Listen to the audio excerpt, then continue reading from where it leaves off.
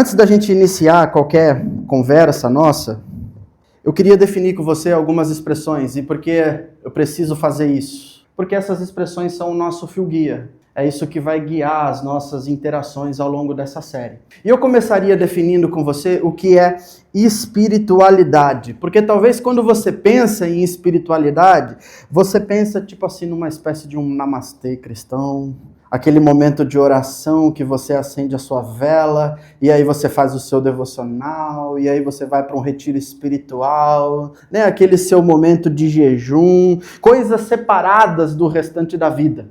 Nós temos um momento com Deus e um momento, assim, sabe-se lá quem que está com a gente, né? Talvez porque nós somos ocidentais, né, pessoal? E como ocidentais, nós temos influências platônicas aí, né? Nós temos uma coisa chamada dualismo platônico. E foi bastante difundido na nossa sociedade. O Platão era um camarada que ele ensinava que corpo e espírito são coisas separadas. O que você faz com o corpo, você está fazendo com o seu corpo, não afeta o seu espírito. O que você está fazendo com o seu espírito, você está fazendo com o espírito e não vai afetar o seu corpo. E aí a gente veio meio que aprendendo isso daí no 3º ano com aquele professor de filosofia seu do ensino médio, você lembra? Naqueles tempos, e você tinha que aprender a respeito do Platão, e aprendeu muito bem. E a primeira coisa que eu preciso dizer a você é que isso não é uma verdade. Não é, pelo menos para nós. Porque espiritualidade é uma palavra, né? A palavra espiritualidade vem de espírito. E quando nós vamos às escrituras sagradas, no hebraico, o espírito é ruah, que é vento, que é sopro, que é respiração, é espírito. E se você abrir a sua Bíblia Sagrada e for lá no 2º versículo, Gênesis capítulo 1, versículo 2, diz lá que o Espírito de Deus, o ruah de Deus, estava no início de tudo, pairando sobre as águas. E aí depois, uma variação de ruah aparece em Gênesis capítulo 2, versículo 7, quando diz assim que Deus soprou nas narinas do homem o fôlego de vida, o ruah de vida. Deus sopra uma vida completa, uma vida inteira dentro de você, com corpo, com mente, com espírito, a sua parte física, emocional, intelectual, inclusive espiritual, com as suas emoções, porque Deus está ou não está com você quando você dirige nesse trânsito maravilhoso de São Luís? Está com você, não está? Deus não está com você quando a sua mulher chega do trabalho e tu tá assim, ó, já por aqui. Aí ela quer conversar com você e ela quer falar. E ela quer falar, e aquela conversa parece que nunca fala, nunca para. Deus não está lá junto com você? Deus não está com você nos seus momentos, nas suas crises de fé, nos seus momentos de preocupação, nos momentos em que falta alegria, que falta energia. Deus não está lá com você?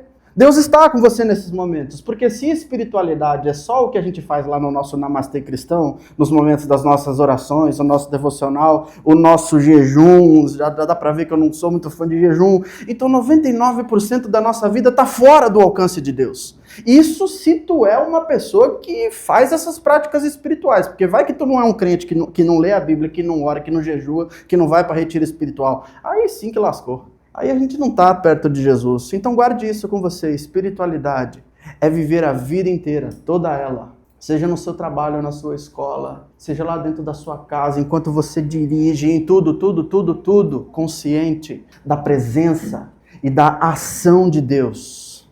Uma outra coisa que eu preciso definir com você é o que eu quero dizer com emocionalmente. E aqui a coisa fica um pouquinho mais delicada, sabe por quê? Porque essa palavra aí, emocionalmente, emoções, é meio tabu dentro de igreja, entendeu? Não é um assunto assim que pode ser muito tocado, mexe com a gente durante muito tempo. Emoções são coisas que não poderiam ser tratadas dentro de igreja. E quando eu estou falando, né, de emocionalmente, eu não estou falando de sentimentalismo. Eu não estou falando das suas expressões que você estava tendo agora há pouco enquanto a gente cantava. Teu nome é cura, teu nome é vida. Não estou falando disso. São legítimas. Eu também não estou falando de ser emocional no sentido de ser frágil. Existem centenas de emoções. E se você está aí com o seu esboço em mão, você já foi para a sua 2ª página, ali quando ele está falando a respeito do que os pesquisadores dizem. Nós temos pelo menos 8 famílias que dirigem as nossas emoções: raiva, tristeza, medo, prazer, amor, surpresa, desgosto e vergonha. A partir dessas emoções aqui, dezenas de outras emoções aparecem. Essas são, a partir dessas aqui, outras variações. E elas servem como um sistema que Deus colocou dentro de você, como uma forma assim de você se encontrar. Como você conseguir denominar aquilo que você está sentindo. Eu estou com raiva, eu estou irado, ou eu estou maravilhoso, eu estou maravilhado hoje, estou uma alegria só, ou não, assim, eu estou muito desgostoso hoje. E aqui está o grande problema, porque a grande maioria de nós foi treinado talvez pela família, pela cultura, pela sua igreja, que tratar emoções, a gente precisa tratar as emoções como inimigas. Porque se você está com raiva, você está em pecado, irmão. O diabo está agindo na sua vida, viu? Não sei se você sabe disso. Se você está triste, isso aí é falta de Deus. Você não se relaciona com Deus, não vai para a igreja. Aí por isso que fica assim, ó, depressivo, ansioso, entendeu? Não dá dinheiro na igreja, aí fica aí morrendo de medo, falta de confiança. Por isso você não tem controle da sua vida. E como é que a gente aprendeu a lidar com tudo isso aí que a gente ouviu? É lógico que você sabe que isso daí não é... Cadê meu amigo Jude? Isso é ironia. Isso é ironia. Como é que a gente aprendeu quando a gente tinha que lidar com todas essas questões aí? Enterrar, né? Não fala, não toca no assunto, disfarça. Vamos engolir, né? Fica aqui com a gente. Não vamos falar mais a respeito disso daí. No livro a gente tem um psicólogo cristão que ele diz que ignorar nossas emoções é dar costas à realidade. Ouvir as nossas emoções nos conduz à realidade. E a realidade é onde nós encontramos Deus. Eu olho o exemplo de Jesus em Mateus capítulo 26, ele dizendo com Pedro, Tiago e João, naquele encontro no Getsemane, ele falando assim, a minha alma está profundamente triste, angustiada assim numa tristeza mortal. Mas em Lucas capítulo 10, versículo 21, diz que Jesus exulta de alegria, Jesus está alegre, está celebrando. Jesus provavelmente nas festas era um camarada maneiro, né? Gostava de se divertir, ficava com a galera e tudo. Aquela coisa maravilhosa, porque Deus pensa, irmão. Deus sente, Deus tem vontades como eu e como você. E com a gente não poderia ser diferente, porque nós somos feitos à imagem e semelhança dele. Negar as suas emoções seria como você suprimir a imagem de Deus dentro de você. É Deus assim querendo aparecer na sua vida e você, não, fique aqui, reprimido. Não se manifeste. Então guarde isso com você. Emocionalmente se refere à capacidade de sentir, nomear e integrar o que acontece dentro de nós, em vez de negar, reprimir ou ainda disfarçar. E em terceiro lugar, eu preciso juntar tudo isso para você.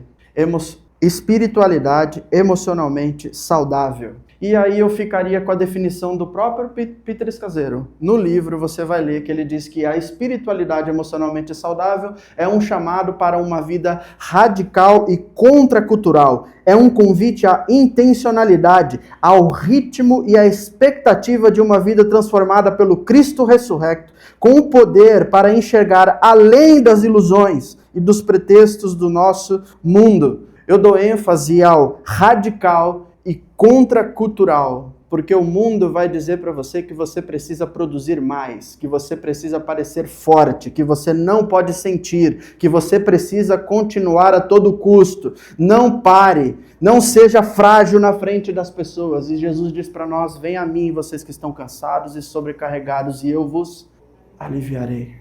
O apóstolo Paulo ainda, na sua forma de dizer, ele disse assim que o poder do evangelho, o poder de Cristo se aperfeiçoa na nossa glória, a nossa fraqueza. Jesus é o nosso grande exemplo. É o verbo que se fez carne. Sentiu raiva. Tinha gente que Jesus não gostava não, que deixava ele um pouco assim, por aqui, sabe? Jesus tinha gente que alegrava a vida dele.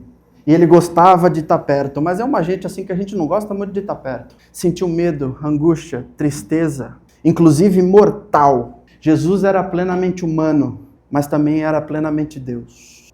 Numa figura só, num todo. Então eu tenho isso como fio condutor da nossa série. Saúde emocional e maturidade espiritual são inseparáveis, são indissociáveis. Elas caminham juntas.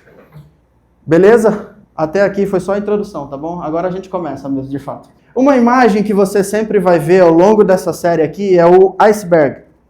E ela vai acompanhar a gente, porque você vai ver que o Peter Escaseiro, na sua leitura, né? Você sabe muito bem como funciona o iceberg, né? Você já deve ter aprendido isso. Você sabe que aquilo que a gente vê, sabe aquela montanha de gelo, aquele todo de gelo? Eles dizem que é somente os 10% do tamanho do gelo mesmo. Porque os 90% estão abaixo da superfície, invisíveis, estão nas profundidades do oceano. E aí o Peter Escaseiro, ele diz que esses 10% aí é o que todo mundo vê. Então o que todo mundo vê é isso que você está vendo aqui. Olha, o Lucas fala, ele chega aqui, ele interage com você, ele abraça as pessoas ali, ele cumprimenta, ele come ali um salgadinho, aquele pãozinho com carne ali que estava maravilhoso, a gente conversa, a gente se abraça, isso é você. Você chega aqui na igreja, você canta, você fala com as pessoas, interage, chega no seu trabalho, isso são os nossos 10% ali. Mas existe um 90% de nós que estão debaixo d'água. Ali está a raiva que você não dá nome. Ali está a sua amargura, o seu ressentimento, que você carrega por anos junto com você. Assim. Ali está as tristezas que você não teve tempo nem de processar, porque o sujeito ele morre na sexta-feira, no sábado você precisa fazer velório, no domingo você enterra e na segunda você trabalha. Você não teve tempo. Você não conseguiu viver nem o seu luto praticamente. Na segunda-feira você já precisa voltar para a sua rotina frenética. Nos seus 90%, aquilo que ninguém vê, está o casamento que é no piloto automático. Aquele casamento assim que na frente dos outros, sabe? Casamento de fachada, mas em casa dorme separado. Sabe aquela realidade assim? Ali dentro daqueles 90% estão o seu medo do futuro. E como é que você cura o seu medo do futuro? Se ocupa cada vez mais e mais. Para não pensar no futuro ou para ter a sensação de controle do futuro. Ali está os seus 90%. Eu não estou falando isso para você para gerar mais culpa em você, longe de mim. Mas na verdade eu preciso te lembrar que tudo isso faz parte de nós. A saúde emocional, a maturidade espiritual são indissociáveis. Isso faz parte da gente. Eu tenho os meus 10%. Você tem os seus 10%, eu tenho os meus 90% que você não conhece, você tem os seus 90% que eu não conheço. Um dos exemplos do livro é um tal de Jay, se você já leu, ele diz assim, faz 22 anos que eu me converti, mas ao invés de ser um cristão de 22 anos, eu fui um cristão de um ano 22 vezes. Porque eu continuei fazendo as mesmas coisas, e sempre. 22 anos com a espiritualidade de um ano, com a saúde emocional de um ano de cristão, mas há 22 anos no caminho. Porque as pessoas perguntam isso pra gente, não perguntam? Fala, quanto tempo você é convertido? Quanto tempo você vai na igreja? Quanto tempo você aceitou Jesus? Sabe que uma grande mentira que eu acreditei na minha vida era que a conversão iria me resolver. Falei assim, uma vez convertido, resolvido. Mentira. Resolve não. Saí da igreja no domingo, todo mundo me abraçou, tudo lindo, maravilhoso, bem-vindo à família de Deus. Na segunda-feira eu estava comendo lavagem de porcos de novo. De novo. Eu dizia assim, não, uma vez convertido, nova criatura. Só que aí passa um tempo e você percebe que a nova criatura precisa de novos hábitos, precisa de novas práticas. Eis que tudo se fez novo. Se você não se renovar todos os dias, diariamente, não se faz novo. Não se renova todas as coisas. Mas aí eu preciso também confessar a você, porque nada fácil esse caminho, né? Eu acho que você concorda comigo que não é fácil mudar, né? Não é fácil adquirir novas práticas. Eu vivo buscando lugares seguros para estar. Os meus 10% que você vê, eles são muito polidos, muito políticos. Mas eu vivo buscando segurança financeira, segurança relacional. Eu vivo buscando um lugar onde eu posso ter uma segurança emocional. Eu não gosto de ser contrariado. Eu não gosto de ser chamado a atenção, ser desafiado. Eu não gosto de mudanças. Eu não gosto desse caminho aqui. Então, na verdade, a primeira verdade que a gente precisa encarar é que tem uma parte de nós, e o livro traz isso como 90%, tem uma parte profunda ainda, que Jesus ainda não tocou na nossa vida. E não porque ele não queira, mas porque a gente não deixa. Jesus é elegante o suficiente para dizer assim, você quer ser curado? Ele pergunta para o paralítico, você fala, você quer o quê, hein? Fala, tá óbvio. Fala, porque se você não quer, eu não faço, eu não vou em frente. Você quer que eu acesse o que ninguém vê? Você quer falar para mim, você quer mostrar para mim isso que ninguém consegue enxergar dentro de você? Porque se você não quiser, e quiser ser os 10% aí polido na frente de todo mundo, tudo bem, é a sua vida. Por isso que é muito comum a gente andar por 10, 20, 30 anos dentro de uma igreja e a gente encontrar pessoas com maturidade espiritual de 1 ano. Por que é tão difícil a gente mudar? Por que é tão difícil ir em frente? Por que a gente continua no mesmo lugar? A gente continua repetindo o mesmo ano 22 vezes? Por que a gente fica repetindo padrões? No livro você vai encontrar alguns mecanismos. Eu separei pelo menos 2 para você, para te ilustrar nessa manhã. Primeiro, a repressão emocional. Falei com você no início, talvez você tenha sido ensinado lá na sua casa, nos ambientes onde você foi criado, que reprimir as suas emoções era o melhor caminho. As emoções eram tratadas como inimigas. Talvez a minha geração ou a geração anterior ouviu mais coisas do tipo: o homem não chora, isso é falta de igreja, isso aí é falta de Deus na sua vida, engole esse choro, não precisa ficar parecendo frágil na vida das outras pessoas, o que é que as pessoas vão falar a seu respeito? Acontece que o seguinte, é praticamente impossível você reprimir as suas emoções o tempo inteiro. Vez ou outra, suas emoções vão escapar. Pode ser que você fique reprimindo, e os seus 10% estão bem cuidados ali, polidos, ninguém descobriu ainda. Mas pode ser que de 2 uma você está virando um monstro por dentro, com as suas emoções aqui, lidando dentro de você aqui, ou vez ou outra as pessoas vão perceber que vai escapar. Escapa no sarcasmo com a esposa, com o marido, sabia? Você já ficou ao lado de casais assim que eles ficam se alfinetando o tempo inteiro? Já ficou? Não é desconfortável? Parece que eles estão fazendo piada, assim, sabe? Mas a mulher tá diminuindo o marido tá diminuindo a mulher, fica aquela desculpa, você fica ali no meio daquele negócio, você não sabe pra que você olha, você fala, meu Deus, vaza. Não tem como segurar o tempo inteiro. Vaza nas nossas xistes. Vaza nas palavrinhas, assim, que a gente... O nosso disse-me-disse, o nosso me engana que eu gosto. Vaza também nas explosões com nossos filhos. Vez ou outra você deve machucar os seus filhos, falar algumas coisas duras pra eles que vão ficar gravadas. Talvez hoje você seja um filho, talvez hoje você seja uma filha que lembra do que o seu pai, a sua mãe, os seus amigos, os seus colegas de trabalho, o seu pastor disse para você e você está ruminando aquilo dentro de você, assim, ó. Ficaram gravadas em você e machucam dentro de você. Vai escapar. Ou escapa, ou você vira um monstro por dentro.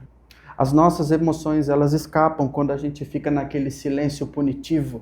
Quem é casado sabe muito bem como é isso, né? 1 semana de silêncio em casa, ninguém fala com ninguém, não fala comigo, você fica aí. Dá gelo, né? Que o pessoal fala hoje, a gente dá um gelo, né? Escapa. As nossas emoções, elas vão escapar. Escapa na nossa compulsão, elas vão escapar também no nosso trabalho excessivo. Para não pensar no problema, você vai começar a trabalhar. Elas vão escapar, inclusive, no nosso corpo, porque a gente vai começar a sentir dor de cabeça. A gente está morrendo de enxaqueca, assim, sabe? A gente não consegue mais lidar com aquilo, nós estamos com o estômago embrulhado aqui, assim, dentro da gente. Nessa pesquisa aí que Harvard fez, eles acompanharam pessoas ao longo de 12 anos. E eles afirmaram que reprimir emoções está associado a maior risco de morte, incluindo doenças cardíacas e câncer. Apóstolo Paulo não estudou lá em Harvard, mas ele disse lá em Romanos capítulo 7, assim, ele falou, não sei o que acontece aqui. Eu sei que eu tenho que fazer umas coisas boas, mas eu não consigo fazer as coisas boas. Mas agora, quando tem coisa ruim, parece que eu sou chamado para fazer essas coisas ruins, aí eu faço as coisas ruins. Eu quero fazer o bem, eu não consigo fazer. Mas o mal que eu não quero fazer, eu começo a fazer. Eu não sei o que acontece aqui dentro de mim. E olha assim, nós estamos falando de um apóstolo, hein? De alguém assim que, encontrou com Jesus, viu? Fundador de igreja, tá? Você está aqui hoje, assim, muito pelo trabalho de apóstolo Paulo, viu? Você é o que é como sociedade, muito pelo apóstolo Paulo. Implantador de igreja, escreveu metade desse Novo Testamento que a gente lê aqui, que a gente estuda quase todos os domingos. Nem Paulo conseguia reprimir o que ele estava sentindo. Ele tinha controle, ou pelo menos reconhecia os seus conflitos internos. Um outro mecanismo que eu separei para você, e isso aqui é muito importante, porque talvez você se enxergue aqui, é a sua herança familiar. Coisas que nos mantêm nos mesmos padrões, que não deixam a gente ir para o novo. Eu disse para você também, né? Um grande erro que eu achei é que a conversão iria me resolver. Hoje eu já entendi que eu preciso de ressurreição. A conversão ainda não foi suficiente. Foi o meu primeiro passo. Mas eu realmente achava que depois que eu me convertesse, automaticamente os meus 15, 20, 30, 40, 50 anos, quem sabe aí, quando foi a sua conversão, eles seriam apagados automaticamente, mas não foram. Porque a forma como você lida com os seus conflitos, com o seu dinheiro, com a sua saúde emocional, a forma como você lida com os seus relacionamentos, com os seus conflitos, com a sua intimidade, com a sua vulnerabilidade, você não aprendeu aqui. Não fomos nós que ensinamos. Você aprendeu lá na sua casa. No ambiente onde você foi criado. Talvez você foi criado com pai e com mãe, talvez você foi criado pela sua avó, não sei, um orfanato, eu não sei a sua história, mas você aprendeu em outro lugar enquanto você era uma criança e você foi crescendo. Tudo isso foi moldando quem você é hoje. E se você cresceu num ambiente caótico, se você cresceu assim num ambiente onde tinha adultos disfuncionais que não sabiam lidar com a sua saúde emocional, com a sua espiritualidade, cheio de traumas, com dores mal resolvidas, é praticamente impossível você sair desse lugar ilesa. Praticamente impossível. Isso vai chegar para você, vai chegar até a sua vida. Um dos textos bem assim mal interpretado das Escrituras Sagradas é Êxodo, capítulo 20, quando fala assim, versículos 5 e 6, padrões passam de geração em geração, até a terceira e quarta geração. Às vezes as pessoas acreditam que isso aqui é tipo uma maldição hereditária, assim, que Deus está passando. Nada a ver isso daí, Deus não está amaldiçoando a sua família. O que Deus está dizendo é que isso faz parte da realidade humana, porque aquilo que a gente não trata, repete. Se a gente não trata, passa para outra família, e passa para os filhos, e passa para os netos, e vai passando, e vai passando, e vai passando, e vai passando. Foi assim com a família do Abraão. Vocês lembram o que o Abraão fez a respeito de Sara?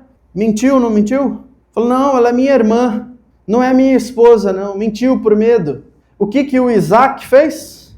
Mentiu a respeito de Rebeca. Ah, não, minha irmã, né? Não é minha esposa, não tem nada a ver, não. Aí Isaac teve um camarada chamado Jacó. Sabe o que significa Jacó? Enganador, usurpador, é o nome do camarada já. Você já sabe o que ele aprontou com o irmão dele, né? E aí Jacó também teve filhos. Os filhos de Jacó mentiram a respeito do seu próprio irmão sobre a morte dele. Durante mais de 10 anos, heranças familiares, 4 gerações de mentira, favoritismo, relações quebradas, herança invisível que vai passando de um para o outro, de um para o outro, de um para o outro. Sabe qual que é a boa notícia? Porque isso lá é a história deles. Aqui nós estamos falando a respeito da nossa.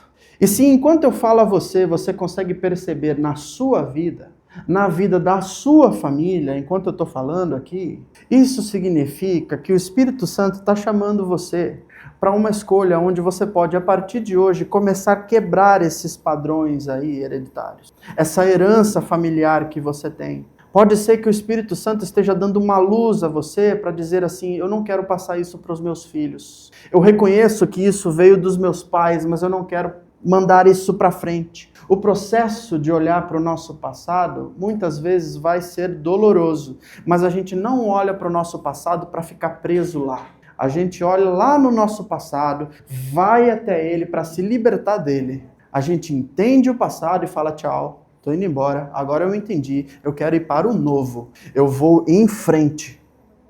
Então se você se percebe nisso, com essa herança familiar, assuntos que você tem na sua casa, quando você olha para os seus pais, quando você olha para os seus primos, para os seus tios, para os seus amigos e você percebe isso, pode ser Deus te chamando para você começar a quebrar isso em nome de Jesus. Até aqui tá tudo lindo, tudo maravilhoso, né? Mas talvez você deve estar se achando que você está no congresso aí de psicoterapia, nós estamos fazendo uma terapia em grupo aqui, vamos começar a chorar e abrir o nosso coração. Agora estamos fazendo uma sessão de TCC aqui agora, anote o que você precisa, quais são os seus pensamentos, mas a gente tem Jesus como modelo de espiritualidade. Nós estamos numa igreja, e na igreja Jesus é o modelo de vida. Ele nos ensina a viver. Jesus é a razão de nós estarmos aqui, ele é o ser humano mais emocionalmente inteiro que já pisou aqui, a essa terra. Ele é o grande exemplo de espiritualidade emocionalmente saudável do qual nós devemos seguir, e é o que nós seguiremos ao longo da nossa série. Eu lembro de 3 movimentos na vida de Jesus, você também vai lembrar, ele no batismo, Mateus capítulo 3, versículo 7, você sabe que o céu se abre, o Espírito Santo então desce como uma pomba, e aí vem uma voz do céu dizendo o quê? Este é o meu filho amado, é em você que eu me comprazo, é em você que eu tenho alegria. Sabe o que é interessante? Jesus não tinha feito nenhum milagre, não tinha feito nenhuma cura, não tinha mostrado nenhum trabalho ainda, não tinha impressionado Deus, não tinha absolutamente nada. E tinha uma voz de Deus dizendo para ele assim: você é meu filho, a sua alegria, a sua vida me dá alegria. Eu me alegro na sua existência, meu filho.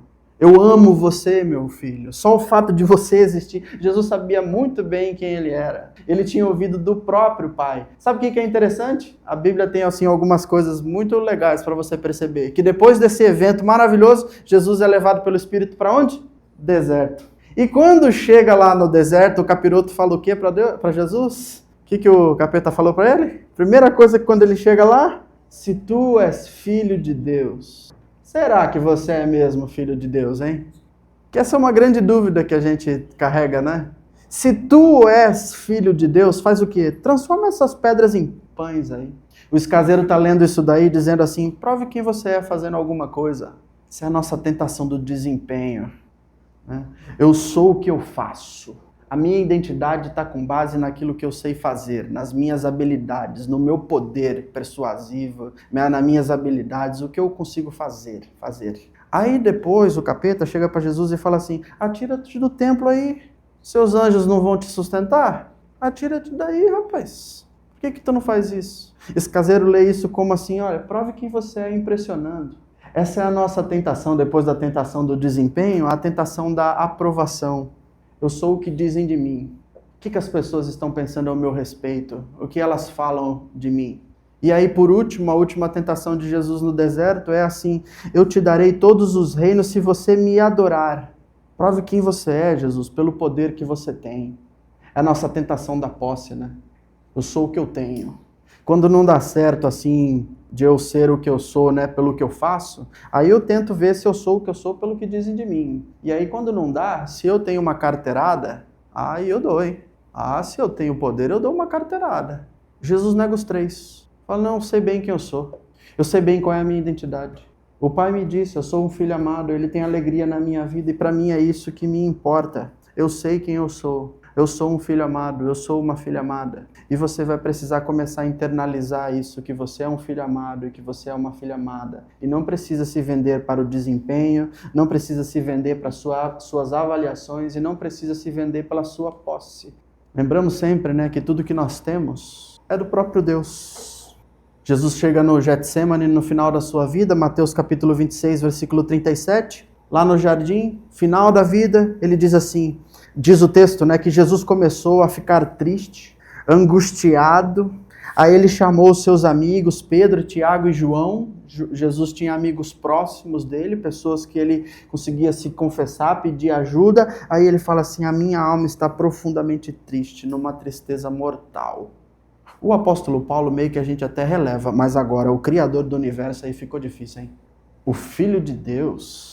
não reprimindo as suas emoções, olhando para os seus amigos e falando assim: eu estou destruído, eu preciso de ajuda, orem por mim, me acompanhem, angustiado, triste.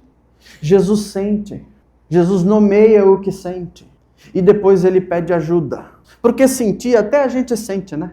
Nomear, talvez alguns de nós até a gente consegue nomear com algumas pessoas, mas agora pedir ajuda. Isso mostra a completude de um ser humano espiritualmente saudável, com a saúde emocional em dia. Irineu de Lyon, um teólogo do 2º século, ele disse que a glória de Deus é um ser humano plenamente vivo, porque Jesus disse que eu vim para que vocês tenham vida, e é uma vida completa, não é uma vida em partes. É uma vida com as suas emoções, é uma vida com a sua parte espiritual, física, intelectual, com a sua parte social, porque eu vim para que vocês tenham vida. E é vida completa, é vida em abundância. Eu terminaria fazendo dois convites para você. No seu esboço você também vai ver na sua última página. Se você quiser levar junto com você e fazer isso junto com a sua família ao longo da semana. E se você assim fizer, por favor me avise que assim você o fez. Eu gostaria de saber e orar junto com você também esses exercícios. Não precisa me dizer como foi, só me dizer que fez. Mas o primeiro convite eu faria para você, como o Mark já disse lá no início, às vezes a gente não tem tempo para parar, para se autoavaliar, a autoconsciência. Então tenha um tempo sozinho, tenha um tempo sozinha. Seu marido ficar atrás assim da senhora, você fala: eu estou no meu tempo sozinho. sozinho aqui, não venha aqui agora. Esse é o meu tempo. Bota um aviso assim na porta lá, fala assim, não entra aqui, não bata na porta, não me mata, manda mensagem, tá bom? Faça isso. Se o seu marido quiser falar assim, não, hoje eu vou caminhar lá na litorânea, a senhora deixa ele lá caminhar na litorânea, hoje ele vai ficar um tempo sozinho. E ele vai estar se perguntando assim, o que é que eu estou sentindo de verdade? Eu estou com raiva, eu estou triste, eu estou alegre, eu estou maravilhado, eu estou angustiado, eu estou triste, eu estou irado. Ou talvez você fale assim, eu não sei nem o que é que eu estou sentindo. Talvez você está confuso, confusa. Mas tire um tempo para você se perguntar e se ouvir o que é que você está sentindo.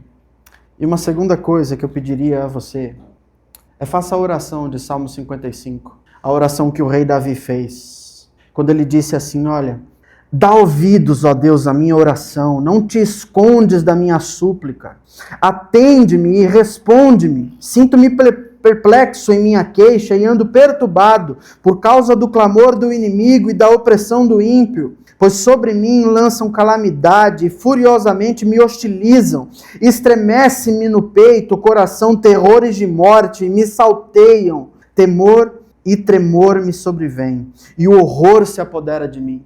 E aí você termina com seus versículos 16 e 17 assim, eu, porém, invocarei a Deus e o Senhor me salvará. À tarde, pela manhã e ao meio-dia, eu farei as minhas queixas e lamentarei, e Ele ouvirá a minha voz. Você não precisa escolher entre orar, se queixar, orar e agradecer. Pode fazer tudo ao mesmo tempo. Pode se colocar tudo dentro de Deus, a sua verdade, o ser humano inteiro que você é, com a sua saúde emocional, com a sua espiritualidade amadurecendo a cada dia, inteiro, física, intelectualmente, psicologicamente, mentalmente, tudo diante de Deus. Que você seja um ser humano inteiro diante dele, porque isso conduz à glória dele. Então que Deus nos conduza nessa série para um caminho onde a gente possa construir uma espiritualidade emocionalmente saudável juntos.